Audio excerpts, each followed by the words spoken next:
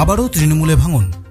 রবিবার ব্যারাকপুরে তৃণমূল ছেড়ে বিজেপিতে যোগদান করলেন প্রায় 100 জন কর্মী সমর্থক। এদিন মোহনপুর গ্রাম পঞ্চায়েতের প্রাক্তন উপপ্রধান সহ প্রায় 100 জন তৃণমূল কর্মী সমর্থক বিজেপিতে যোগদান করেন। এই যোগদান কর্মসূচিতে উপস্থিত ছিলেন ব্যারাকপুর লোকসভা কেন্দ্রের বিজেপি প্রার্থী অর্জুন সিং, ব্যারাকপুরের সাংগঠনিক জেলা সভাপতি মনোজ ব্যানার্জি সহ প্রমুখ কার্যকর্তারা।